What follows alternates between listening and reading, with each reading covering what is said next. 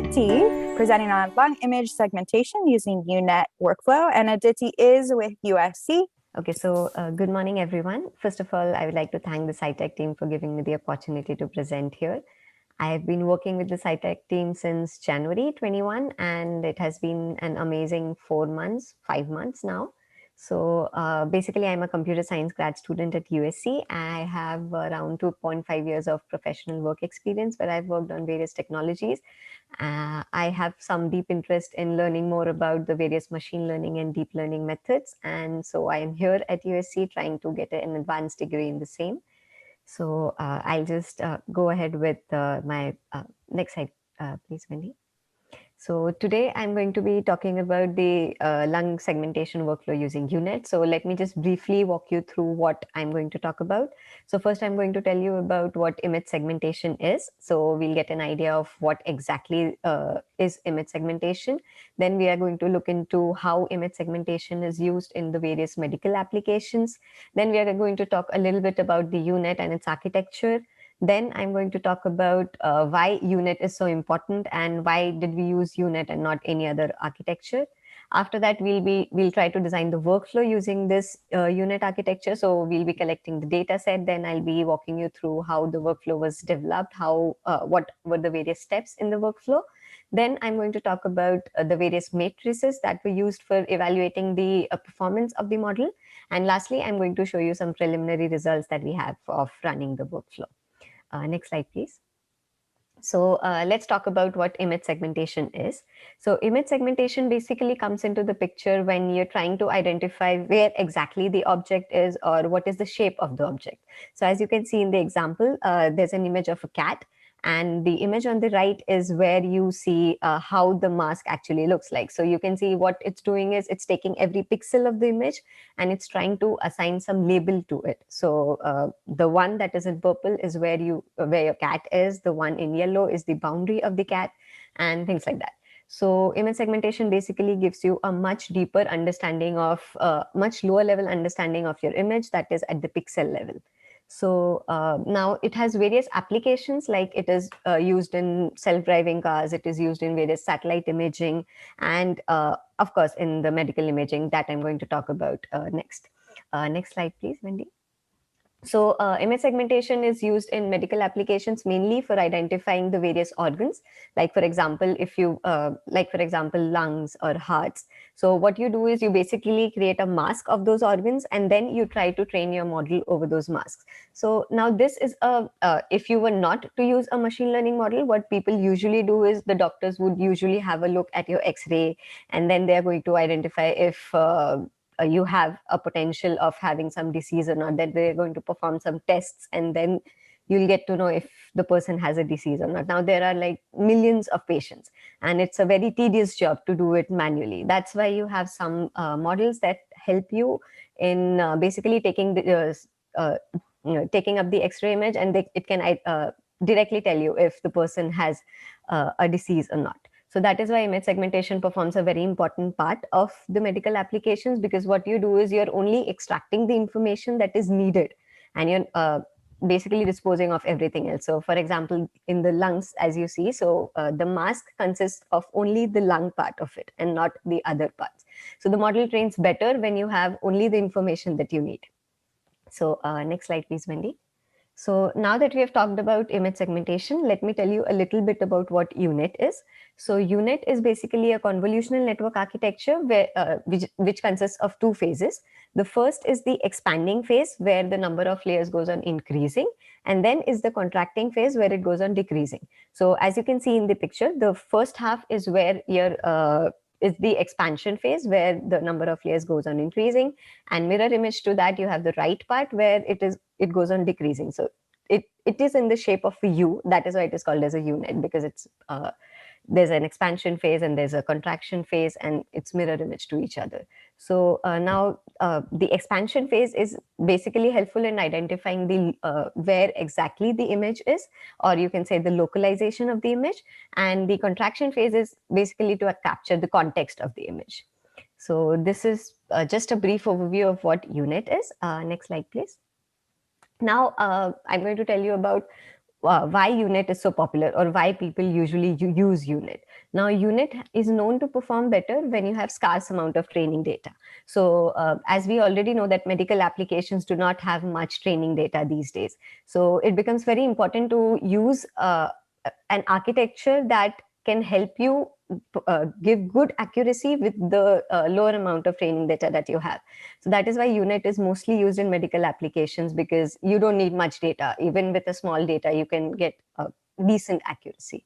So now it is used in all the major image modalities like CT scans, MRIs, X-rays. So it's been widely used in the medical imaging community. That is why UNet is so important. Next slide, please, Wendy. So now that we have gotten an idea of what image segmentation is, what UNet is, now let's just try to use these two, club these two together to develop a workflow for identifying the lung images. So first and foremost step comes, that is the data acquisition step, where you're trying to gather the data set. So the data set that I've used comes from the lung image, from the NCBI, that is the National Center of Biotechnology Information. The link is provided there. So it consists of about 800 images, both of the X-rays and the masks. So I've provided two samples here. So these are all 512 by 512 pixel images. So the lung image and the corresponding mask that is there in this data set. So we have 800 of these images, and now we are trying to design a workflow using this data set. Next slide, please. So this was basically an overview of what the workflow was like. So there are various steps in the workflow. So firstly, what we have done is we have divided the input data into three categories. The first is the training set, the second is the test set, and the third is the validation set. So the training and the validation set is mainly used for the hyperparameter optimization, training of the model. And the test set is where you use that model to identify how good the model is performing. So the data set is divided into these three steps, and all these images go through a pre-processing job. Now, in the pre-processing step, what we are doing is we are performing certain augmentations. So the two kind of augmentations that we've used is the flipping of the image and the rotation. So after the pre-processing step, and the images are also normalized after all the transformations are done. So then you get your normalized images, which then goes to the HPO job. HPO is basically the hyperparameter optimization step, where you try to tune the hyperparameters that your model is going to use so that it can perform better. So the output, or you can say the parameters that were actually selected or that performs the best, is then stored into a file that is called as the study results.txt, which then goes as an input to the next job, which is the train model job, where your model actually trains over the images that you have provided. After that comes the model.h5 file. That is basically the output of your train model job, that stores the weights of the various model that you have created. Now this H5 job then goes into the predict job, and like I said before, the test set is where you actually perform all the predictions and you evaluate them. So the test images then go into this predict job, and you try to create some masks out of it. Now the last step is to basically evaluate how your model is performing. So what you do is you take all the predicted images, you take all the actual masks that you have from the data set, and then you try to compare them and have some matrices and graphs that can tell you how good the model is performing. So this is basically a rough overview of what the workflow was like.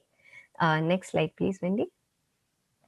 Now, the matrix that was used for evaluation is the IOU and the dice loss. Now, it is important to understand here that you cannot simply take any matrices for evaluation. Like if I were to say, let's say I have an actual mask and a predicted mask, and if I were to just take the intersection of the two or where they are overlapping, that won't always be precise, because let's say I predict that the whole image is black. Even in that case, I get 100% accuracy saying that, okay, my model is performing good because there's 100% overlap between the images. So it's important to have some good matrices. So the two most commonly used matrices for image segmentation are the IOU and the dice loss. IOU, as the name suggests, it is intersection over the union. So the formula is, as you see on the slide, so that you take the overlap of the images and you divide it by the union of the two images. Then the dice loss is a little bit different from the IOU, where you take the intersection, like twice of the intersection, and in the denominator you have a plus here. That's not the union. It's just like you're adding the two images. So even if there's an overlap, the overlap comes twice. So we have used the IOU as a matrix for the evaluation, and the dice loss is basically the loss matrix that you are trying to minimize. Next slide, please, Wendy. So this is just the output of the preliminary results. So we have trained the model over 20 epochs, and as you can see that the accuracy is increasing as the number of epochs increases for both the train and the validation set, and the loss is going on decreasing as the number of epochs increases. Next slide, please, Wendy. So this is just some of the pictures or the predicted masks. So on the left, you see two of the predicted masks. On the right, you see this is just a part of the PDF where you show the raw images, the actual mask of the image, and the mask that your model has predicted. So as you can see, it's not exactly perfect because there's a little bit like it's not very good, but it's decent. So the IOU score, which was achieved by this train model, was 0.8, which is considered to be good.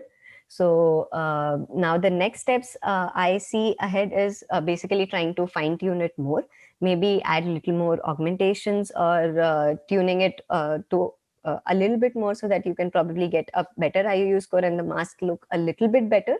But this is what we have right now. Next slide, please, Wendy. So that was it. Thank you so much for listening to me patiently. And if you have any questions, I'm here. I have a good question. Aditi, very nice workflow. I saw what you did here. It looks also similar to what people do with brain imaging, segmentation. So how hard would it be to generalize this workflow to, instead of using long, using any other kind of segmentation? The way I see it, there wouldn't be much difference in if I were to use it for the brain. It's just the data set. And just the augmentation part is where I think it will make the difference. Other than that, I think rest of the workflow is more or less the same.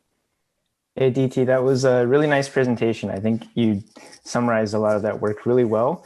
I just had a few questions. So I was wondering, did we stop at 20 epochs, or did we stop at 20 epochs because that was like the amount that we wanted to go to, or did we stop because we reached a certain accuracy that happened to be at 20 epochs? No, so 20 was just the start. Now I'm going to scale it to 40, I believe. 40 or 50 epochs is what I'm going to give a try at. So okay.